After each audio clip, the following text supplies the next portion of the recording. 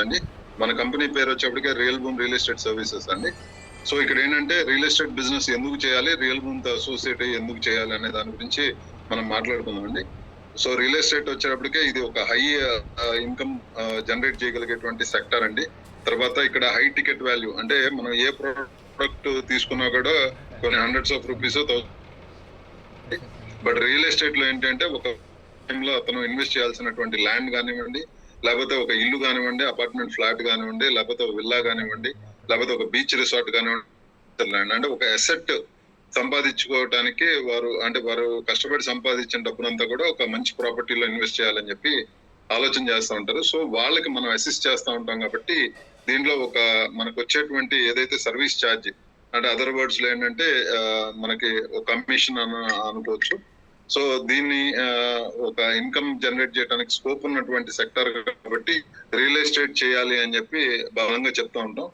తర్వాత ఈ సెక్టర్ మీద ఏంటంటే ఒక రకమైన అపోహలు కానీ, లేకపోతే ఒక నెగిటివ్ ఒపీనియన్, అంటే మనం రియల్ ఎస్టేట్ చేస్తాం అనగానే మన ఫ్రెండ్స్ కానివ్వండి, లేకపోతే మన ఫ్యామిలీ మెంబర్స్ కానివ్వండి, రియల్ ఎస్టేట్ ఎవరు ఏ పని చేతకాక, ఏ వ్యాపారం కలిసి రాక ఫైనల్ గా రియల్ ఎస్టేట్ చేస్తారు, లేకపోతే ఖాళీ వీళ్ళందరూ రియల్ ఎస్టేట్ అని చెప్పుకుంటారని ఒక ఒపీనియన్.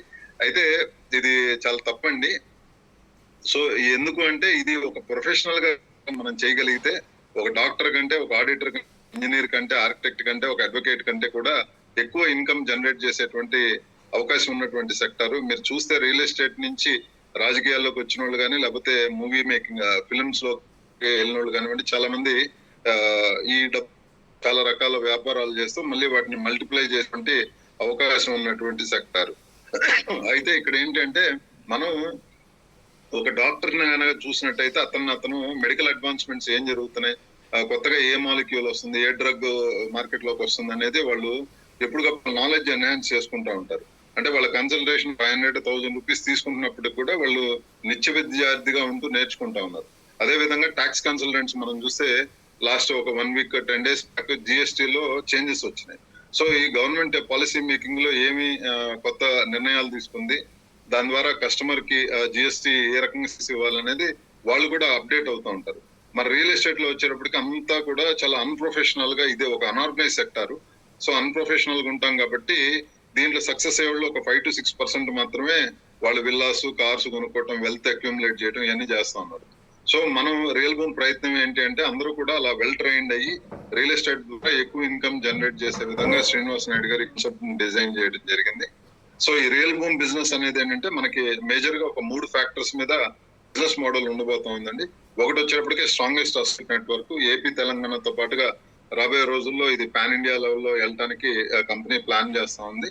తర్వాత వచ్చేటప్పటికే సెకండ్ వచ్చేటప్పటికే మనకి అంతా కూడా, అంటే ఏ బిజినెస్ చూసుకున్నప్పటికీ కూడా డిజిటలైజ్ అయిపోతా ఉన్నాయి. అంటే మనం చూస్తే ఒక ఫాస్ట్ ఫుడ్ సెంటర్ నుంచి, ఒక బ్యూటీ పార్లర్ దగ్గర నుంచి, ఒక చాట్ బండి వరకు కూడా అందరూ కూడా డిజిటలైజ్ చేసుకుంటూ వాళ్ళ బిజినెసెస్ ని పెంచుకోవడానికి, రెవెన్యూ జనరేట్ చేసుకోవడానికి డిజిటల్, అంటే సోషల్ మీడియా ని వాడుకుంటూ, లేకపోతే డిజిటల్ టెక్నాలజీని వాడుకుంటూ ముందుకెళ్తా ఉన్నారు. సో రియల్ ఎస్టేట్ లో కూడా ఈ బిజినెస్ మోడల్ ని అడాప్ట్ చేసుకోబోతాము.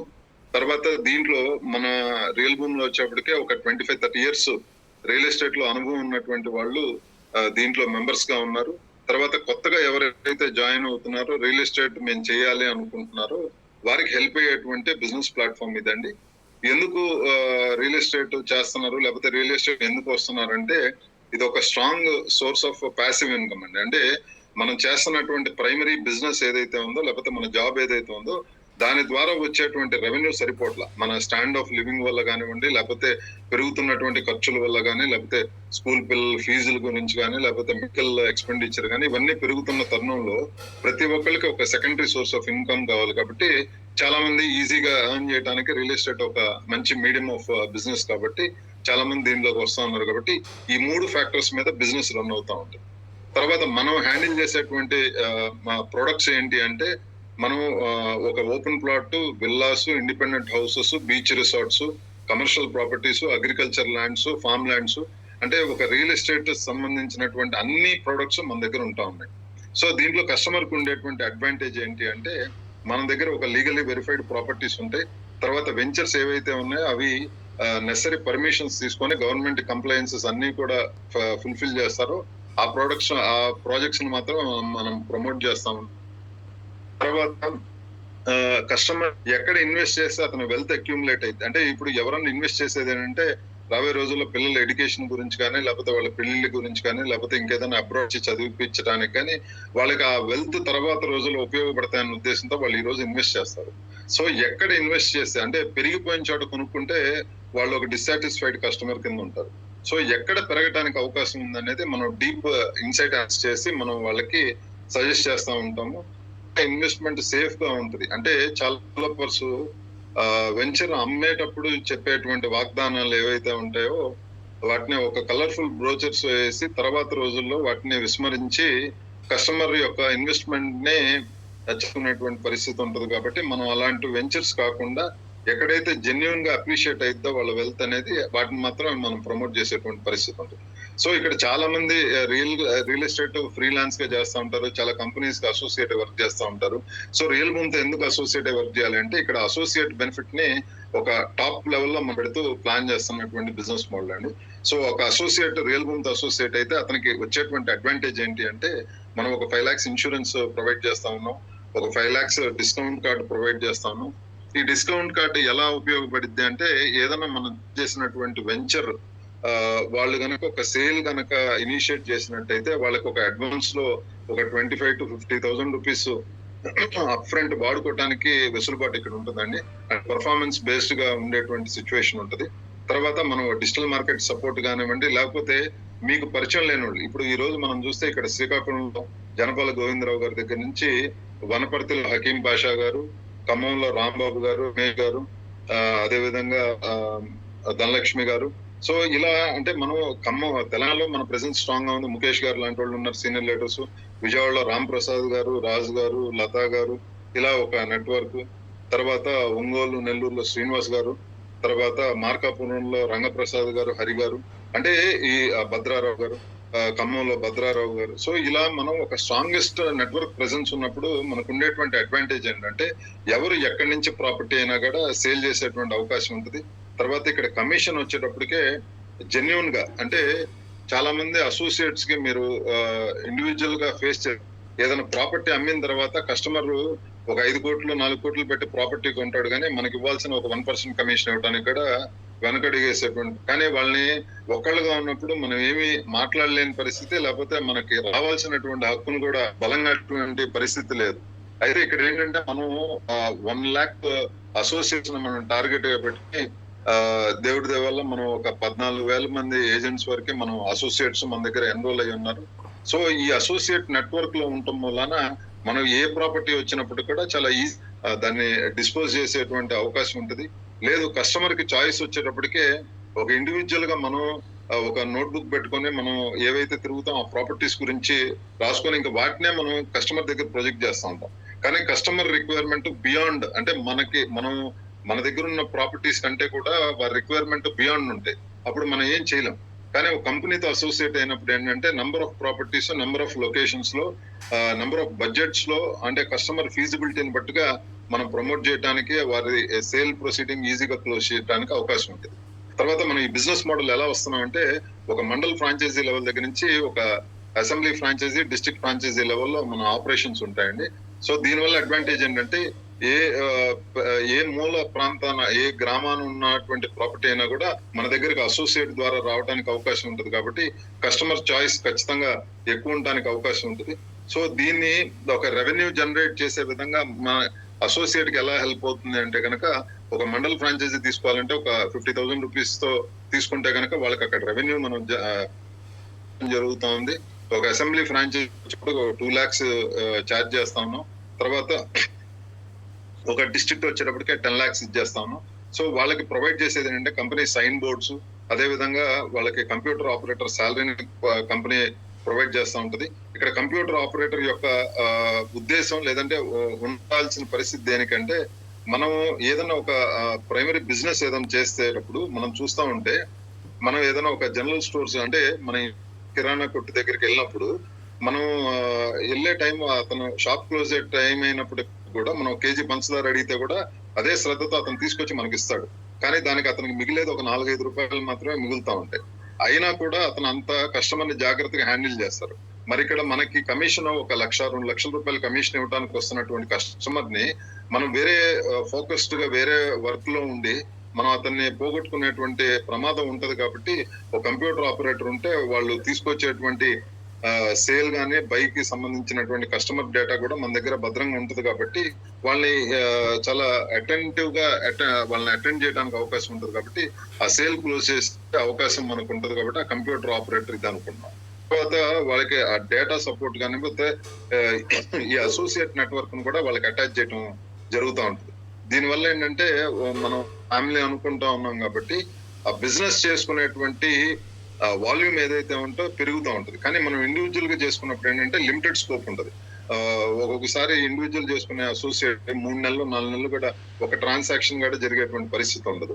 కానీ ఇక్కడ మనం అసోసియేట్ అవడం వల్ల మనకు వచ్చేటువంటి కస్టమర్స్ కానీ ప్రాపర్టీస్ కానీ మనం వెంటనే రెస్పాండ్ అయ్యి దాన్ని క్లోజ్ చేయడానికి అవకాశం ఉంటుంది. కాబట్టి మనకి ఆ వాల్యూమ్ బిజినెస్ వాల్యూమ్ పెరిగింది. కాబట్టి అసోసియేట్ నెట్వర్క్ హెల్ప్ అవుతుంది. తర్వాత రెవెన్యూస్ ఎంతవరకు జనరేట్ చేయడానికి, లేకపోతే ఈ అసెంబ్లీ ఫ్రాంచైజీకి కానీ, లేకపోతే డిస్ట్రిక్ట్ ఫ్రాంచైజీకి కానీ, లేకపోతే ఈ ఒక మండల్ ఫ్రాంచ్ కానీ ఎంతవరకు ఉంటది అంటే ఒక మండల్ ఫ్రాంచైజీ ఒక 50,000 రూపీస్ ఇన్వెస్ట్ చేసి కనుక వాళ్ళు తీసుకుంటే వాళ్ళకి ఒక 25,000 to 30,000 వరకు రెవెన్యూ జనరేట్ చేయడానికి అవకాశం ఉంటుంది. అదే విధంగా ఒక అసెంబ్లీ ఫ్రాంచైజీకి వచ్చేటప్పటికే మంత్లీ వాళ్ళకి ఒక 1.5 to 2.5 lakhs వరకు రెవెన్యూ జనరేట్ చేయడానికి అవకాశం ఉంది.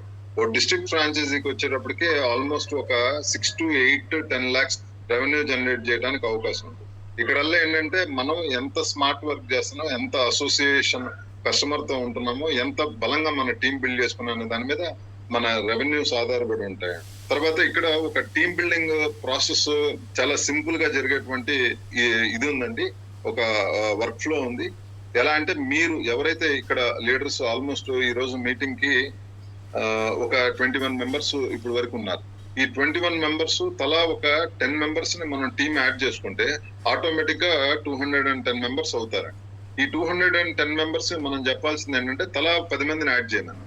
ఆల్మోస్ట్ మనం 21,000 అసోసియేట్స్ అవుతారు. వాళ్ళందరినీ 10% యాడ్ చేయాలి. అంటే ఈ ప్రాసెస్ చాలా ఈజీగా సింప్లిఫైడ్ గా మనం మల్టిప్లై చేసుకుంటా ఉంటే చాలా మంచి నెట్వర్క్ ఫామ్ చేసుకోవడానికి అవకాశం ఉంటుంది. సో ఈ అసోసియేట్ నెట్వర్క్ దేని గురించి అంటే, టీమ్ దేని గురించి అంటే, ఒక్కోసారి మనకి ట్రాన్సాక్షన్ జరగకపోయినా కూడా మన టీమ్ లో ఎవరైతే వర్క్ చేస్తారో వాళ్ళ మీద మనకు ఓవర్ రైడింగ్ కమిషన్ ఒక 5% రావడానికి అవకాశం ఉంటుంది. సో దీని వల్ల ఏమైంది అంటే మనం ఈ ఫీల్డ్ లో కొద్ది కంటిన్యూటీ ఎక్కువ రోజులు చేయడానికి అవకాశం. లేకపోతే చాలా మంది 3 months లేదంటే 4 months లో ఈ సెక్టర్ వదిలిపెట్టి వెళ్ళిపోతా ఉంటారు రెవెన్యూ జనరేట్ కాను. కానీ దీంట్లో రెవెన్యూ ఉంది అనేది చాలా సుస్పష్టంగా మనం కనిపిస్తున్నప్పుడు మనం టీం బలంగా బిల్డ్ చేసుకుంటే కనుక చాలా ఎఫెక్టివ్ గా వర్క్ చేయడానికి అవకాశం ఉంటుంది. తర్వాత మనం వెరిఫైడ్ ప్రాపర్టీస్ మాత్రమే ఇవ్వటం వల్ల కస్టమర్ ట్రస్ట్ ని మనం బిల్డ్ చేసుకోవడానికి అవకాశం ఉంటుంది. కాబట్టి రిపీటెడ్ కస్టమర్స్ కానివ్వండి, రిఫరల్ కస్టమర్స్ కానీ మనకి రావడానికి అవకాశం ఉంటుంది. కాబట్టి ఇది ఒక మంచి బిజినెస్ మోడల్ అవుతాం. తర్వాత మనం ఏదైతే మన లీడర్స్ ఎవరైతే ఉన్నారో మనం రిపీటెడ్ గా మనం అనుకుంటుంది ఏంటి అంటే, జూమ్ మీటింగ్ కి రెగ్యులర్ గా అటెండ్ అవడం వల్ల వచ్చేది అంటే మనకి రెగ్యులర్ అప్డేట్స్ వస్తూ ఉంటాయి. కంపెనీ ఏ నిర్ణయాలు తీసుకుంది, ఎక్కడెక్కడ మన ఫ్రాంచైజీ ఓపెన్ అవుతున్నాయి ఏంటి అనేది కాన్సెప్ట్ క్లియర్ గా, తర్వాత గవర్నమెంట్ ఏ నిర్ణయాలు తీసుకుంటుంది, రియల్ ఎస్టేట్ లో లేటెస్ట్ గా ఏం జరగబోతోంది, ఏ ఏరియాస్ లో పబ్లిక్ ఇన్ఫ్రాస్ట్రక్చర్ డెవలప్ అవుతా ఉంది, గవర్నమెంట్ ఇన్స్టిట్యూషన్స్ ఏం వస్తున్నాయి అనేది మనకు ఒక ఐడియా ఉంటుంది. తర్వాత మనం ఆల్రెడీ సెకండ్ ఫేజ్ లోకి అంటే ఫ్రాంచైజీస్ దీంట్లోకి వచ్చాం. కాబట్టి మీరు ఎవరైతే ఫ్రాంచైజీస్ మీ ద్వారా ఓపెన్ అవుతున్నాయో వాళ్ళందరికి కూడా ఆఫీసెస్ ని త్వరితగతిన ఓపెన్ చేసుకునే విధంగా మనం ఇది చేసినట్టయితే మనం బిజినెస్ లో సీరియస్ గా దిగడానికి అవకాశం ఉంటుంది. సో ఈ రెవెన్యూస్ అన్ని కూడా డౌన్ ద లైన్ ఒక 4 to 5 months లో అంటే నెక్స్ట్ సంక్రాంతి టైం కల్లా మనం మంచి బిజినెస్ ని జనరేట్ చేయడానికి అవకాశం ఉంటుంది. తర్వాత ఎవరైతే ఇప్పుడు ఆఫీసెస్ ఓపెన్ చేసుకున్నారో వాళ్ళకి ఇమీడియట్ గా చేయడానికి అవకాశం ఉంటుంది. తర్వాత మన కంపెనీకి యూనిక్ సెల్లింగ్ పాయింట్ ఏంటి అంటే, మనం ఎక్స్చేంజ్ ఆఫ్ ప్లాట్ అని ఒక కొత్త సిస్టమ్ తీసుకొస్తాం. ఎవరైతే ఎక్కడన్నా ఒక సైట్ ఇన్వెస్ట్ చేసి అది తీసేద్దాం, వేరే కొత్త చోట ఎక్కడైనా ఇన్వెస్ట్ చేద్దాం ఉన్నప్పుడు ఆ ఏరియాలో ఎవరైతే చూస్తున్నారో వాళ్ళకి మనం ఈ ప్లాట్ ఎక్స్చేంజ్ చేసి కొత్తగా ఇన్వెస్ట్ చేయాలనుకున్న చోట ఆ కస్టమర్ కి అసిస్ట్ చేసినప్పుడు 2 చోట్ల మనకి కంపెనీకి కానీ అసోసియేట్ కానీ కమిషన్ రావడానికి అవకాశం ఉంటుంది. కాబట్టి దాని మీద మీరు ఫోకస్ పెట్టాలని చెప్తాను. ఇందాక చలమారావు గారు నెల్లూరులో మనం తీసుకున్న శ్రీగంధం ప్రాజెక్ట్ గురించి వారు వివరంగా చెప్పడం జరిగింది. సో ఆ సేల్ దీని మీద కూడా మీరు కాన్సన్ట్రేషన్ చేయండి. తర్వాత ఈ కమిషన్ స్ట్రక్చర్ వచ్చేటప్పుడు మొత్తం కూడా క్రిస్టల్ క్లియర్ గా ఒక 10% మాత్రం కంపెనీ హోల్డ్ చేస్తూ 90% కమిషన్ ని డిస్ట్రిబ్యూట్ చేస్తుంది అసోసియేట్ నెట్వర్క్ కి. చాలా కంపెనీలు ఏం జరుగుతుందంటే ఎవరైతే లాస్ట్ లీడర్ లాస్ట్ ఏజెంట్ ఎవరైతే తీసుకొస్తారో అతనికి ₹1,00,000 కమిషన్లు 10,000 15,000 అతని చేతిలో పెట్టి పంపించేస్తున్నారు. కానీ కష్టం అంతా అతనిది. పైన లీడర్సే దాన్ని డిస్ట్రిబ్యూట్ చేసుకుంటా ఉన్నారు. కానీ మన కంపెనీలో స్టార్టింగ్ 65% నుంచి వాళ్ళకి వస్తూ ఉంటది.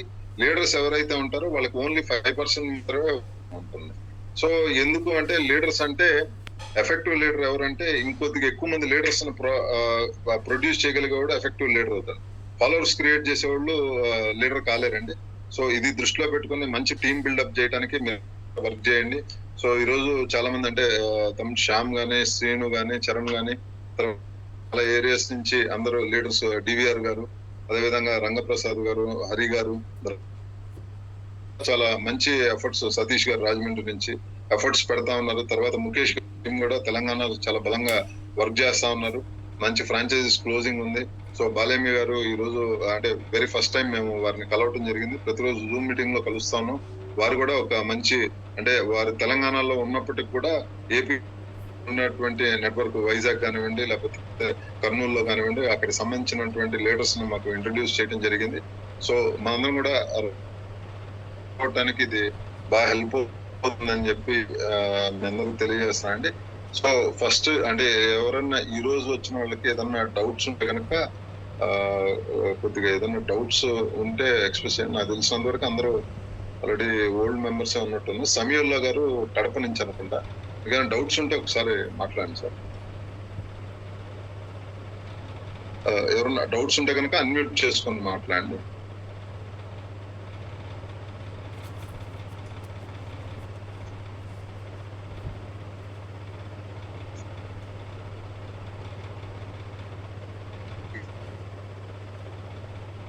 సార్ రోహిత్ సార్, ఈ షైముల్లా అనే అతను రిలయన్స్ లో చేస్తున్నాడు సార్. అందుకు ఒకవేళ డ్యూటీలో ఉన్నట్టున్నాడు, అవకాశం ఉండదేమో మాట్లాడేదానికి అక్కడ అనుకుంటున్నా సార్ నేను.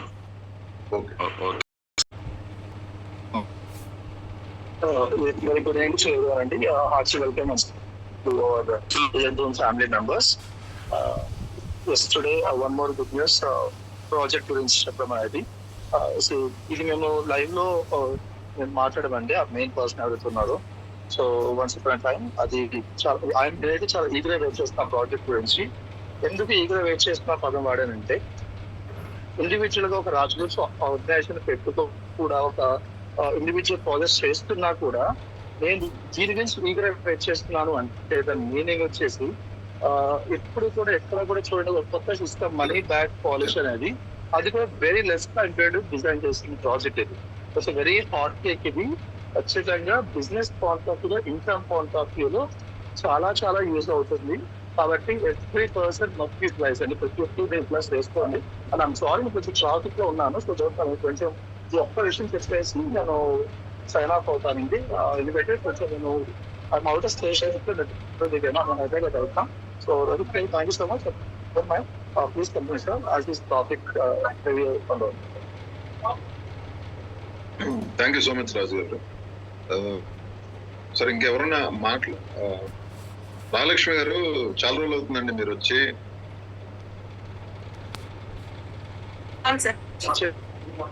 కొంచెం బిజీగా ఉండి రాలేదు.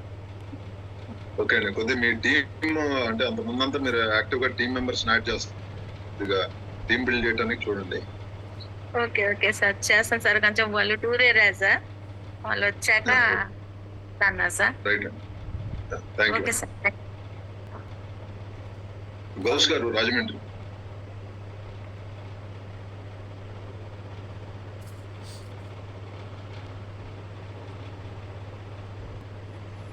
సార్ నేను ఇప్పుడే వచ్చానండి ఇంటికి. ఇప్పుడు ధన్యవాదాలు. ఏమంటే నేను పర్సనల్గా కాల్ చేస్తాను సార్.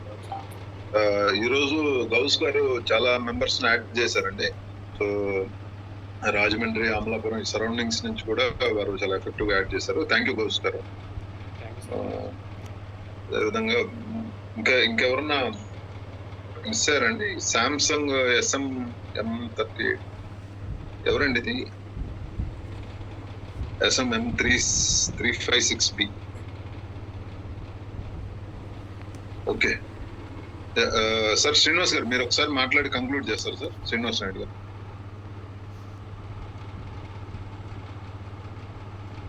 మీటింగ్ లో ఉన్నాను సార్, మీరు క్లోజ్ చేయండి.